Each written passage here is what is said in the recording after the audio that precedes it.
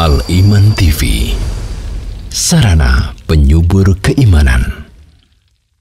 Bismillahirrahmanirrahim. Assalamualaikum warahmatullahi wabarakatuh. Innal hamdalillah nahmaduhu wa nasta'inuhu wa nastaghfiruh wa na'udzu billahi min syururi anfusina wa sayyiati a'malina. May yahdihillahu fala mudhillalah wa may yudlil fala hadiyalah. Asyhadu an la ilaha illallah wahdahu la syarikalah wa asyhadu anna Muhammadan abduhu wa rasuluh. Ya ayyuhalladzina amanu taqullaha haqqa tuqatih wa la tamutunna illa wa antum muslimun. Ya ayyuhan nasu taqu rabbakum alladzi khalaqakum min nafsin wahidah wa khalaqa minha zawjaha wa batha minhuma rijalan katsiran wa nisaa'a wattaqullaha alladzi tasaaluna bihi wal arham innallaha kana 'alaikum raqiba. Ya ayyuhalladzina amanu taqullaha wa qulu qawlan sadida yuslih lakum a'malakum wa yaghfir lakum dhunubakum wa may yuti'illaha wa rasulahu faqad faza fawzan 'azima. Amma ba'd, fa inna asdaqal hadithi kitabullah wa khairal huda huda Muhammadin sallallahu alaihi wasallam wa syarrul umuri muhdatsatuha wa kullu muhdatsatin bid'ah wa kullu bid'atin dhalalah wa kullu dhalalatin finnar. Para pemirsa Al-Iman TV dan pendengar radio Suara Al-Iman, alhamdulillah kita dapat berjumpa kembali, bermajlis kembali, dan kita akan melanjutkan kajian dari sebuah risalah Ibnul Qayyim yang ditujukan kepada salah satu saudaranya. Risalah yang penuh dengan manfaat, bermanfaat sekali bagi kita, penuh dengan ilmu, penuh dengan nasihat dan wasiat yang dibutuhkan dan bermanfaat bagi kaum muslimin. Di kesempatan ini kita akan membaca fasal baru, bab baru, tapi masih berkaitan dengan yang sebelumnya, yaitu tentang prinsip di dalam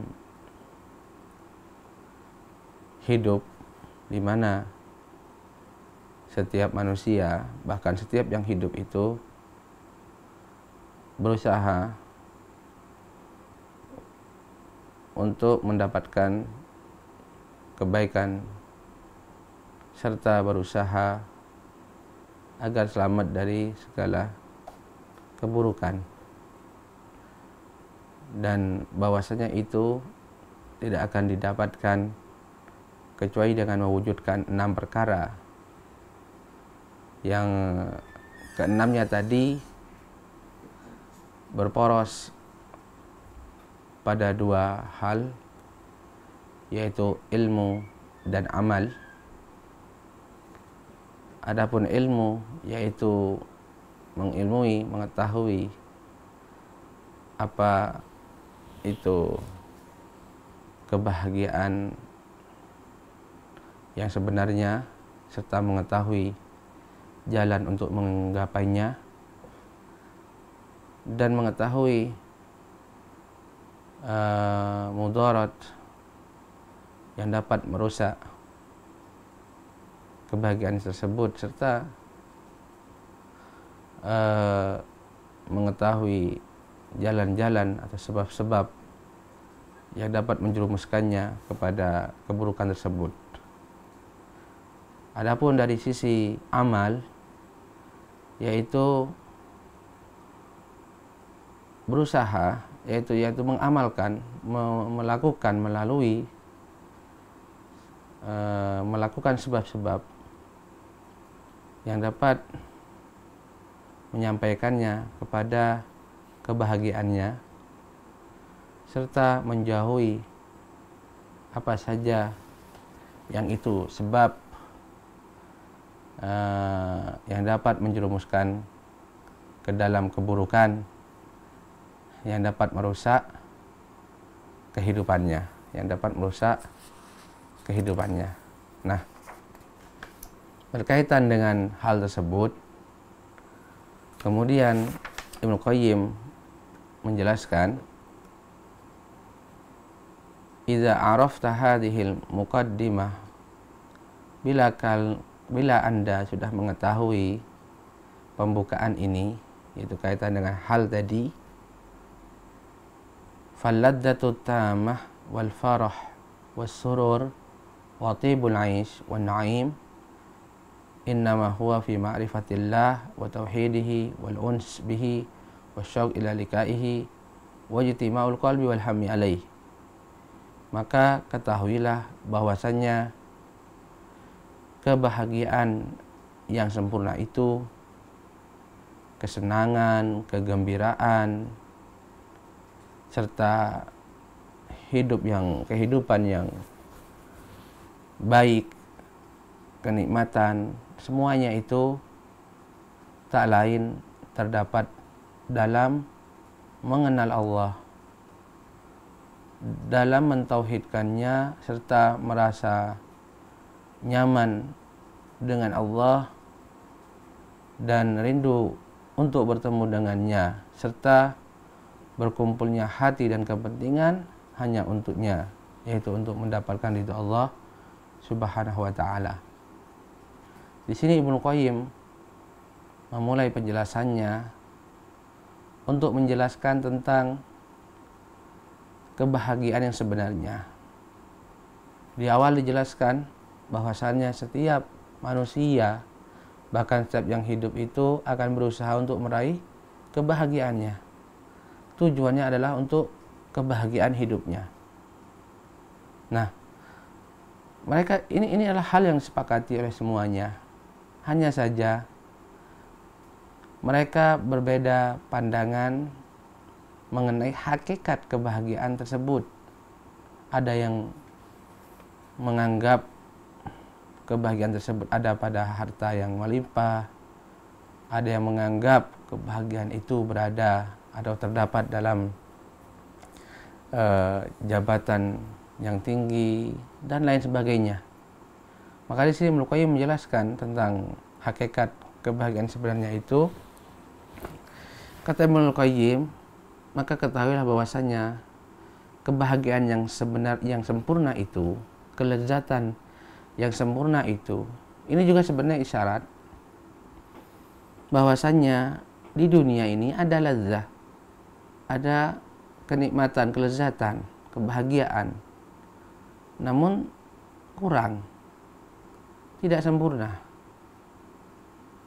Dan bahwasanya kelezatan dunia itu dipenuhi dengan kekurangan, dipenuhi dengan bahkan hal-hal yang tidak disenangi juga, ya, kesenangan yang tidak sempurna. Bersama dengan kesenangan tersebut ada kesulitan, ya, ada kesempitan, tidak sempurna. Beliau menjelaskan, adapun yang sempurna, kelezatan, kebahagiaan, serta kehidupan dan kenikmatan-kenikmatan yang sempurna, itu terdapat dalam ma'rifatullah, mengenal Allah Subhanahu wa ta'ala. Dan kebahagiaan tersebut tergantung seberapa orang mengenal Allah Subhanahu wa ta'ala.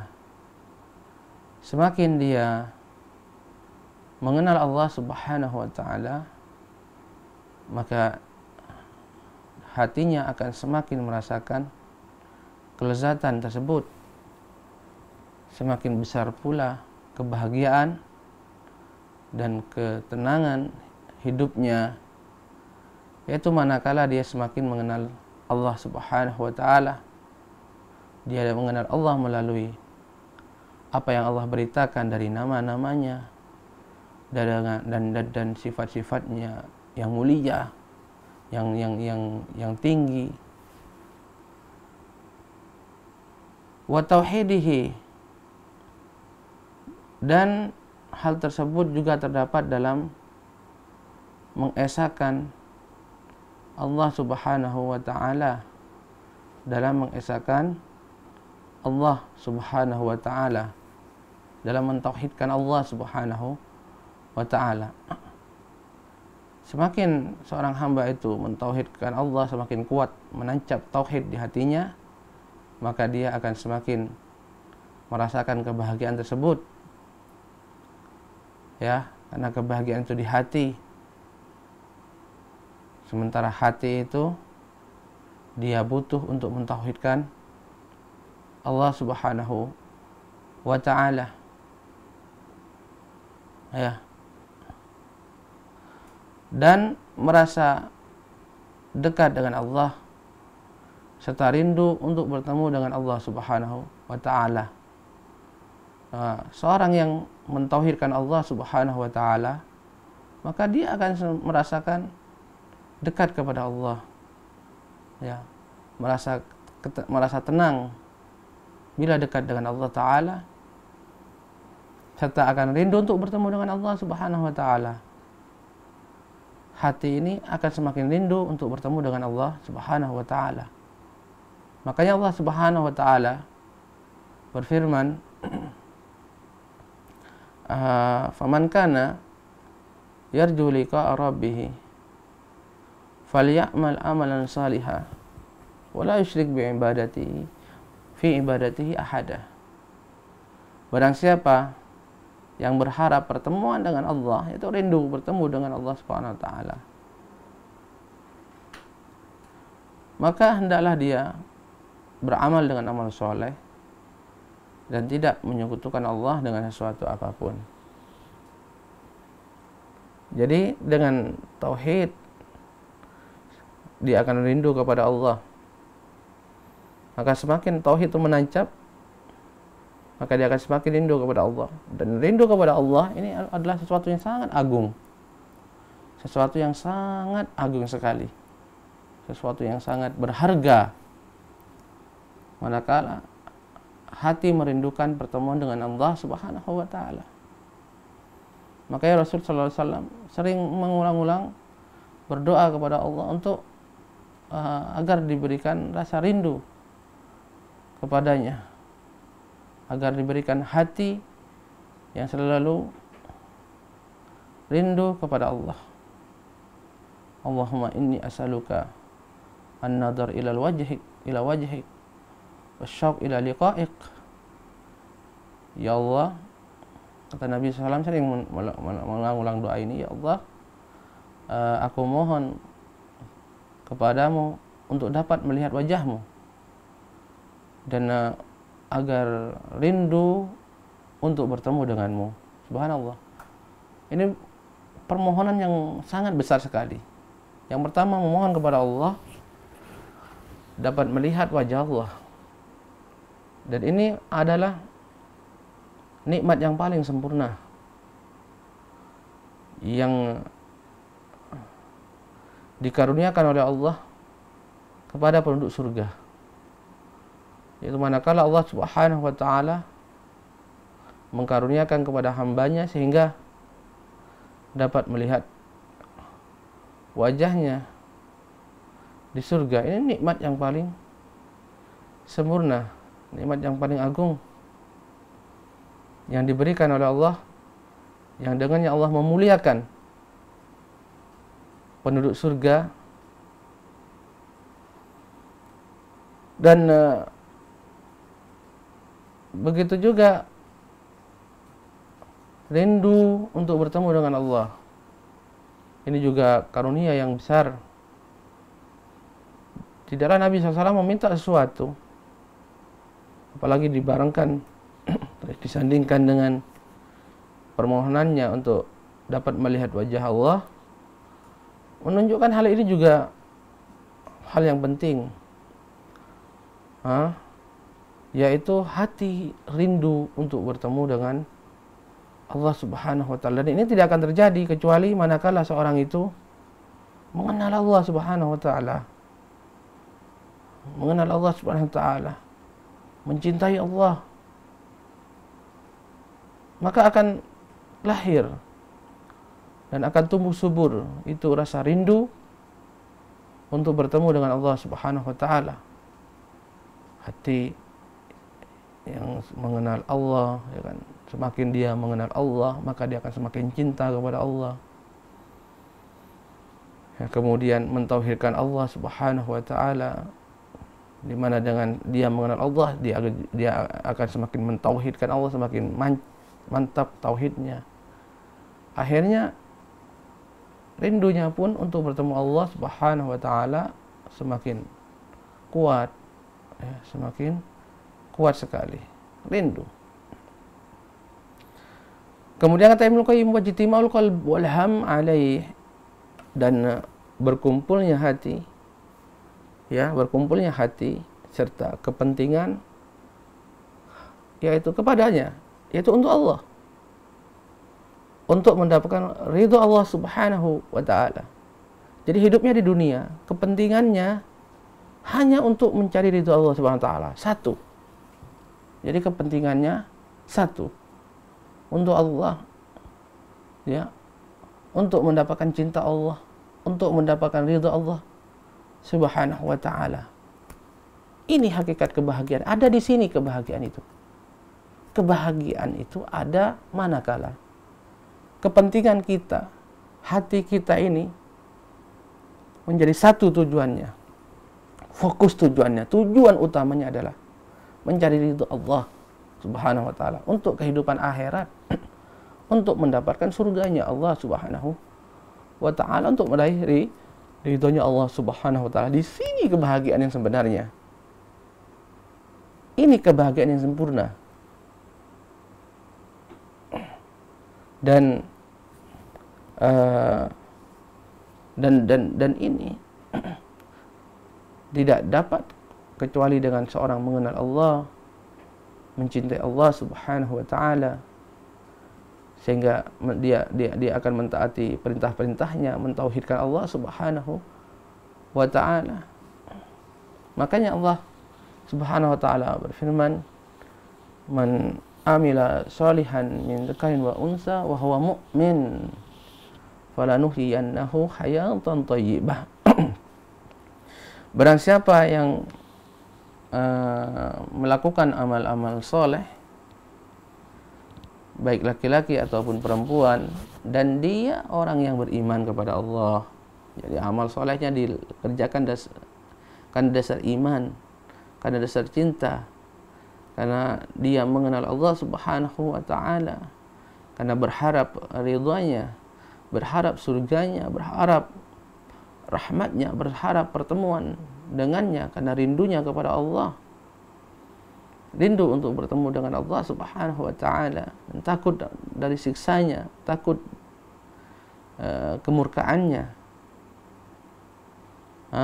Wa huwa mu'min, didasarkan oleh iman. Maka kata Allah, kami akan berikan pada dia kehidupan yang baik, kehidupan yang baik, kehidupan yang sempurna, ya, penuh dengan kebahagiaan, penuh dengan nikmat yang murni, tanpa ada sedikit pun kekotorannya, tidak tanpa ada kekurangan sedikit pun. Nah, lalu kemudian kata Ibnu Qayyim, fa inna ankadal aisha man qalbuhu mushattat wa hammuhu mufarraq. Kemudian Imam Ibnu Qayyim menjelaskan tentang orang yang kepentingannya itu bermacam-macam, kepentingannya itu tidak satu, namun terpecah-pecah. Ini lawannya yang pertama. Adapun kehidupan yang sempit, yang paling sempit, yaitu kehidupannya orang yang hatinya terpecah belah, kepentingannya terpecah belah. Falaisa liqalbihi mustaqar yastaqirru indahu. Di dalam hatinya tidak ada tempat untuk mendapatkan ketenangan. Wal habiba ya'wi ilaih. Tidak ada kekasih yang dia menyandarkannya kepada dia, wa yaskun ilaih, dan merasa tenang kepadanya, maka inilah hakikat dari orang yang paling keruh hidupnya, orang yang paling susah hidupnya, yaitu manakala hatinya terpecah belah. Ini orang yang paling rusak, berantakan hidupnya, yaitu manakala hatinya terpecah belah. Kata beliau, yaitu man qalbuhu musyattat, orang yang paling, yaitu orang yang hatinya terpecah belah, yaitu bukan pada satu tujuan yang satu, yaitu dia sibuk dengan berbagai kepentingan, sibuk dengan karena memiliki banyak kepentingan. Nah, wahamu mufarraq, dan kepentingannya itu berbeda-beda. Dan ini orang yang paling susah. Berbeda dengan orang yang pertama tadi. Hamuhu, kepentingannya hanya satu, fokus mendapatkan ridho Allah. Fokus satu, yaitu kebahagiaan di akhirat, surganya Allah Subhanahu wa taala. Dan ini bukan berarti kita tidak memperhatikan urusan dunia, tidak. Bukan berarti kita tidak boleh memperhatikan urusan dunia, tidak. Bukan itu maksudnya. Maksudnya yang dilarang adalah mendahulukan kepentingan dunia ini di atas tujuan utama kita mencari keridhaan Allah Subhanahu wa taala. Jadi seorang hendaknya memiliki tujuan utama yang itu di atas segalanya. Dan yang paling berbahagia manakala tujuan pertama seorang itu dan kepentingannya dalam kehidupan yang membuat dia selalu berpikir, membuat dia terus berusaha untuk mewujudkannya, itu adalah ridho Allah Subhanahu wa taala. Dan itu berada di atas segalanya. Adapun orang yang banyak kepentingannya, ya kan, di urusan ini, apalagi kaitan urusan dunia ini, dan menyampingkan urusannya dia, kepentingan dia untuk dalam mencari ridho Allah Subhanahu wa taala, apalagi sampai melalaikannya, melupakannya, maka kasihan dia. Maka dialah orang sebenarnya yang paling sengsara hidupnya, yang paling susah hidupnya. Meskipun dia di dalam rumah yang mewah, kendaraannya mewah, ya, dengan jabatan yang mewah, dengan pendapatan yang besar, tapi hakikatnya dialah orang yang paling susah, orang yang paling sempit dadanya. Kenapa? Karena dadanya dipenuhi dengan banyak kepentingan, dan dia melalaikan kepentingan yang sebenarnya, yang itu adalah fitrahnya hati. Ya, hati ini jamaah, hati kita ini diciptakan untuk mentauhidkan Allah. Jadi tabiatnya hati kita ini adalah untuk mentauhidkan Allah Subhanahu wa taala. Oleh karenanya ketika hati ini keluar dari asal penciptaannya, yaitu tauhid, maka yang didapat apa? Dia akan sedih, dia akan gundah, humum, ya, kacau, berantakan.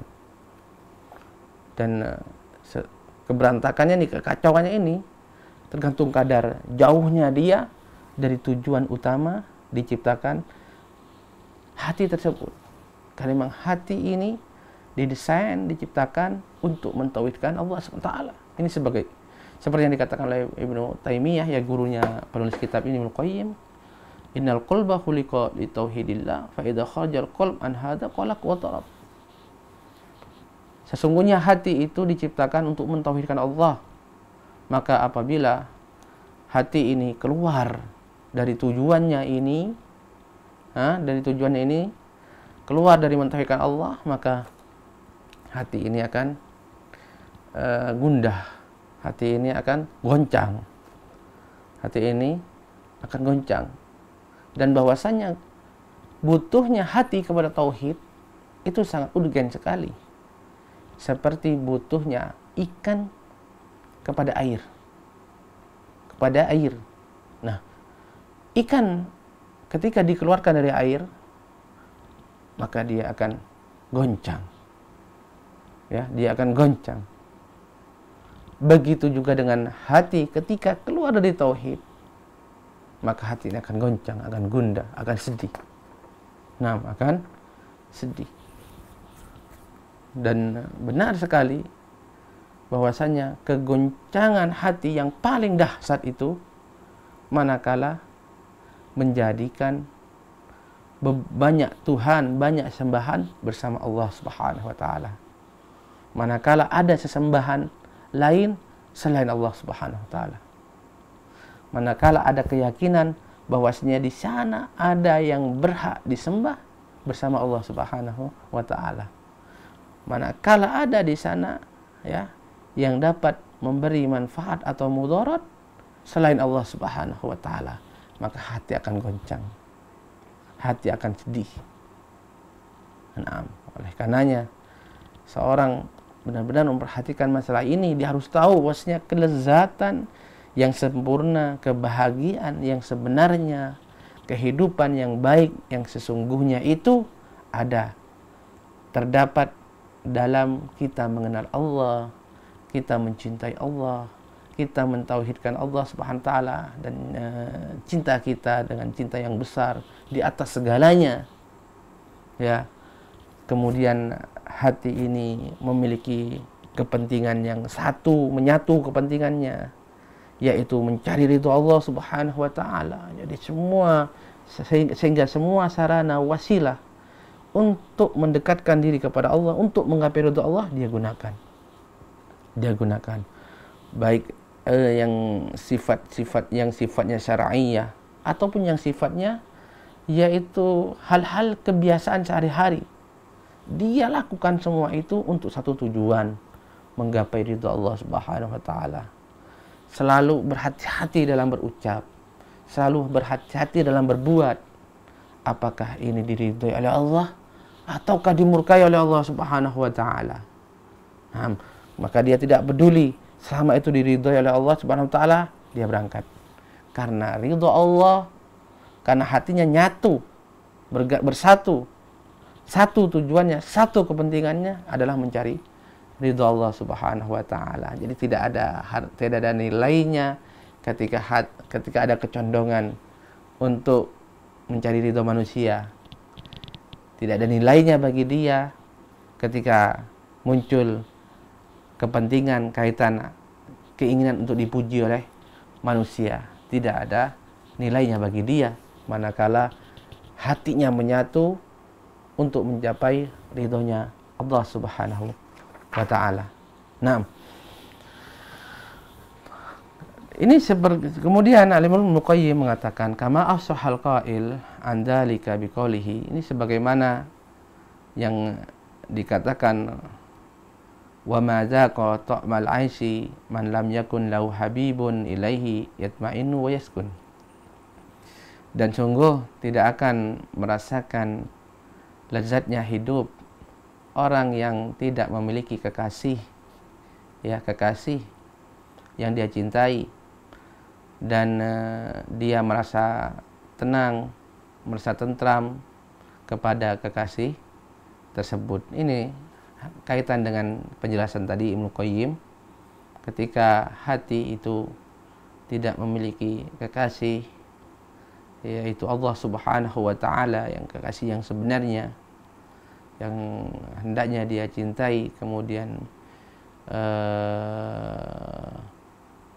dengan cinta di atas segalanya, sehingga dia tentram, tenang kepadanya, dan bertawakal, menyerahkan segala urusannya hanya kepadanya sebagai pelindungnya, sebagai penolongnya. Maka ini hakikat kebahagiaan. Oleh karenanya, seorang yang tidak memiliki kekasih di hatinya, seorang yang jauh dari zikir, mengingat Allah Subhanahu wa taala, cinta kepada tidak ada cinta kepada Allah Subhanahu wa taala, terlebih yang tidak ada tauhid dalam hatinya kepada Allah Subhanahu wa taala, maka dia tidak akan merasakan lezatnya hidup sama sekali, tergantung dengan seperti apa jauhnya hatinya dari Allah Subhanahu wa taala. Jadi orang yang paling bahagia manakala hatinya itu hanya sibuk dengan mengingat kekasihnya, ya, merasa tenang kepada kekasihnya, selalu mengagungkan kekasihnya, mengakui kelemahannya dan rasa butuhnya kepada kekasihnya, menyandarkan semua urusannya kepada kekasihnya, zat yang maha kuasa, yang di tangannya lah semua urusan, di tangannya lah semua kebaikan, maka niscaya dia akan mendapatkan kebahagiaan yang sebenarnya tersebut, yaitu dengan manakala hati tersebut dipenuhi dengan zikir kepada Allah, cinta kepada Allah, tauhid kepada Allah Subhanahu wa taala. Kemudian kata Ibnu Qayyim, fal aisyut thayyib wal hayatun nafi'ah wa qurratul aini fi syukun wat tumaninah ila al habibil awwal. Sungguh kehidupan yang baik itu dan kehidupan yang bermanfaat itu, serta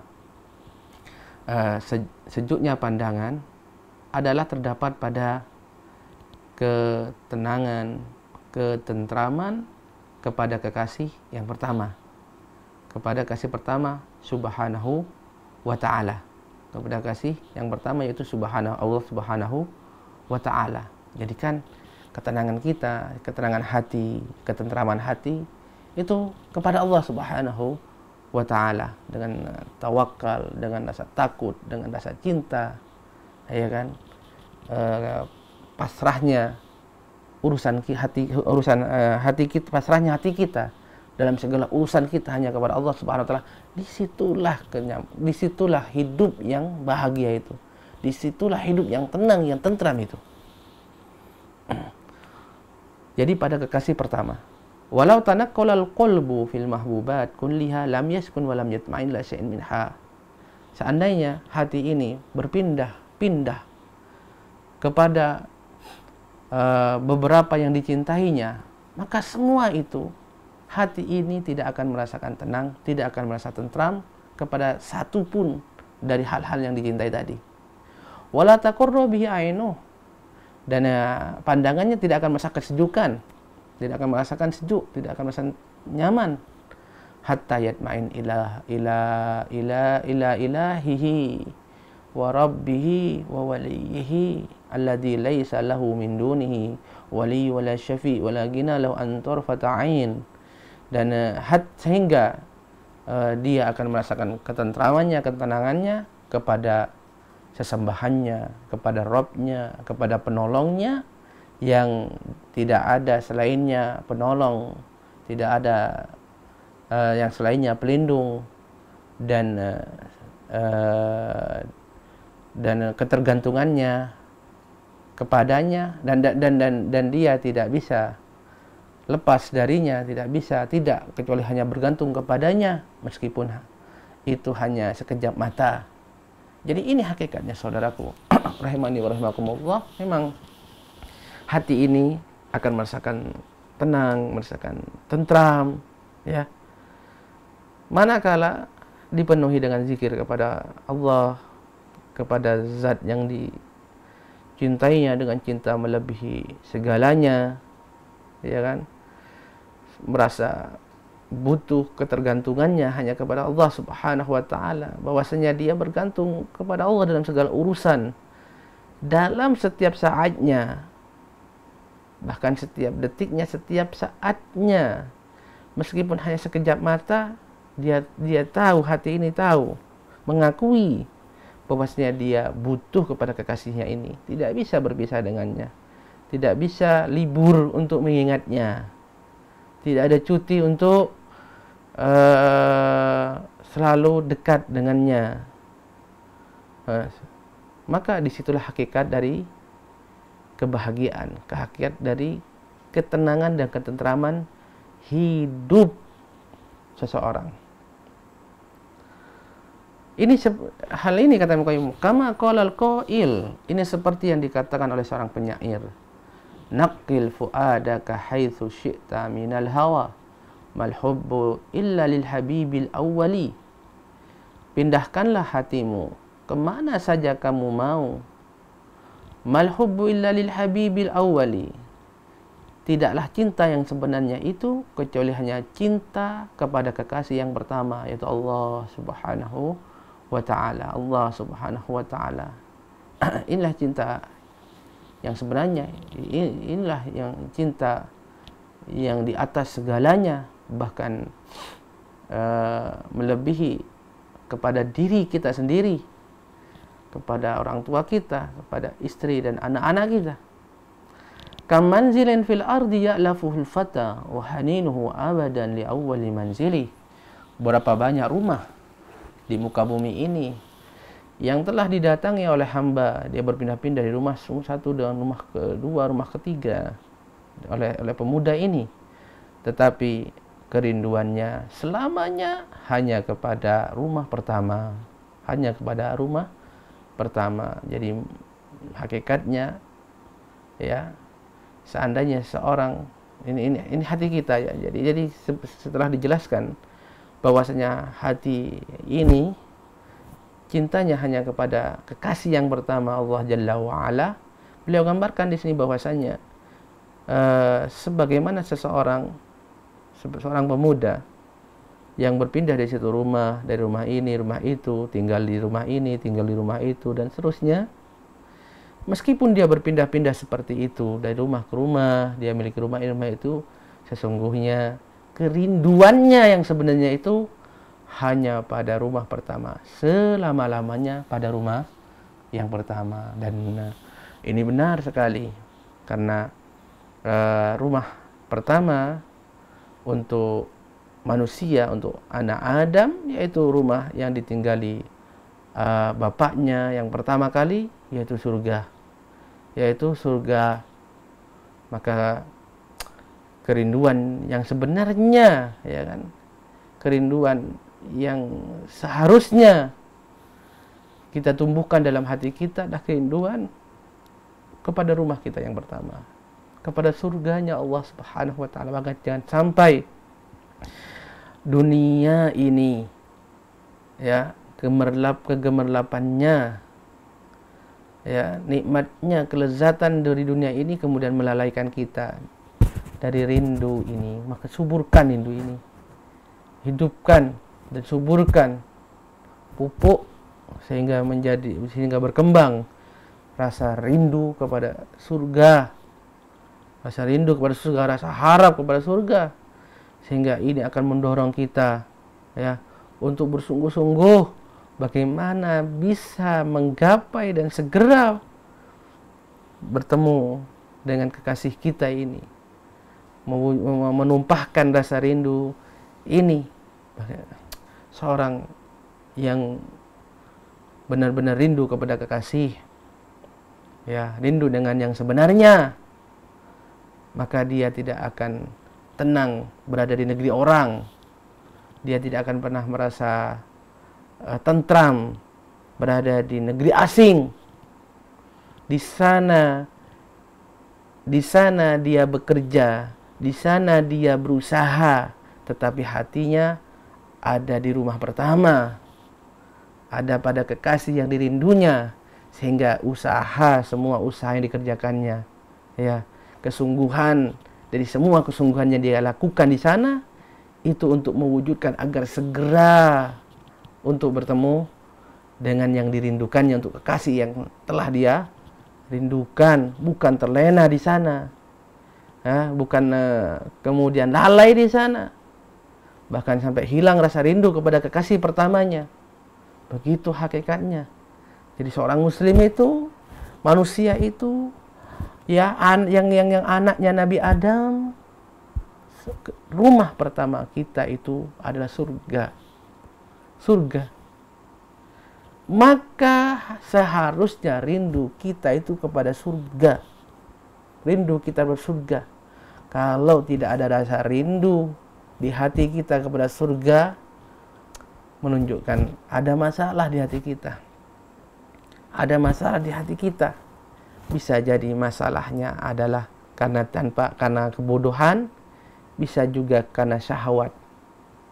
Maka kebodohan ini obatnya ilmu. Belajar, ya, kenali Allah, kenali tujuan kita diciptakan di dunia ini, kenali surga rumah pertama kita ini. Belajar, ya, belajar.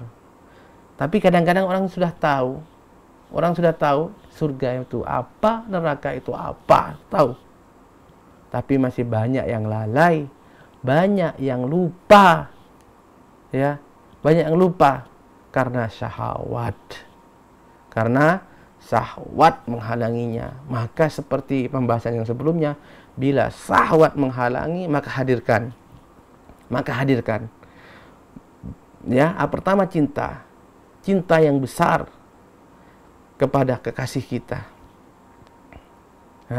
Bahwasanya cintaku kepadanya jauh lebih besar daripada kecintaanku kepada syahwat tadi. Yang kedua, rasa takut. Yaitu rasa takut kita kehilangan apa yang kita cintai ini. Ya. Maka dan ini sesuatu yang besar, sesuatu yang dahsyat. Ya, siapa yang mau kehilangan surga?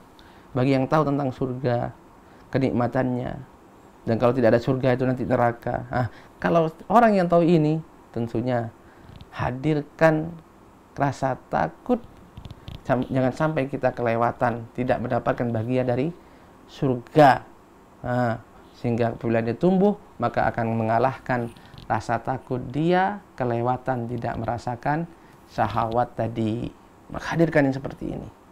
Ini hakikatnya. Rindu kita itu adalah kepada surga Allah Subhanahu wa ta'ala. Tumbuhkan, kemudian bersungguh-sungguhlah untuk meraihnya. Jangan lalai. Benar, memang banyak sekali orang yang lalai. Padahal Rasul sallallahu alaihi wasallam bersabda, "Ma ra'aitu mislan nar, nama talibuha, wala mislun nar, nama haribuha." Kata Rasul sallallahu alaihi wasallam, tidaklah aku melihat seperti neraka, tidaklah aku melihat seperti surga yang mana tidak tidur, yang mana kemudian tidur orang yang menuntutnya, dan tidak pernah aku melihat seperti neraka yang kemudian tidur orang yang lari darinya. Ya Allah. Jadi surga seharusnya membuat kita tidak bisa tidur ketika kita ingin meraihnya. Sebagaimana neraka itu seharusnya membuat kita tidak tidur karena takut menghindar dari kejarannya. Seandainya terjadi kebakaran, kebakaran yang dahsyat, di mana kebakaran itu terus merayap, kemudian mendekat ke pemukiman warga. Ya, kemudian orang-orang lari. Namun ada seorang, dia tetap tidur. Tidak peduli dengan api yang semakin mendekat kepada dia. Dia lihat api dekat, tapi dia lanjutkan tidurnya. Ya, dia lalai, dia tidak peduli dengan api yang sudah dekat untuk membakarnya. Maka orang yang seperti ini tentunya orang-orang yang melihatnya akan mencela dia, akan mencela perbuatannya, ya, akan menganggap orang ini kurang akalnya, orang gila, orang nggak waras. Api sudah mendekat, dia tahu api sudah mendekat, justru dilanjutkan dengan tidur, tidak peduli dengan api. Maka seperti ini hakikatnya. Ya, seorang yang mengetahui tentang surga, maka tidak sepantasnya kemudian dia lalai, ya kan, menghabiskan waktunya tanpa berusaha untuk menggapainya. Dia dapat melakukan wasilah-wasilah, mampu dia lakukan, kemudian dia tinggalkan, tidak melakukannya. Ada amal soleh, ada kebaikan, dia mampu untuk melakukannya, dan dia tahu ini adalah wasilah untuk menggapai surga, namun dia melalaikannya. Maka ini orang yang merugi. Sebaliknya, dia tahu ini hal-hal yang dapat menyampaikan kepada neraka, dan neraka nyata seolah-olah bagi dia di hadapannya, kemudian dia lalai, tidak peduli. Mau ini menyebruskan aku neraka, mau ini mendatangkan siksa Allah, mendatangkan azab Allah, nggak peduli. Seperti orang yang tidak peduli halal haram, tidak peduli apakah dia mendapatkannya dengan ridha manusia atau mendolimi manusia, tidak peduli. Ini hakikatnya orang yang terjadi kebakaran di tempatnya, api sudah mendekat kepada dia, namun dia masih tidur, namun dia tidak peduli, padahal dia tahu, tapi dia tetap tidur. Nas'alullah salamul afiyah.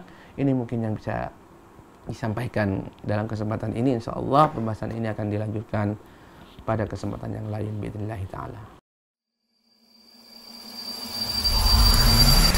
Al Iman TV, sarana penyubur keimanan.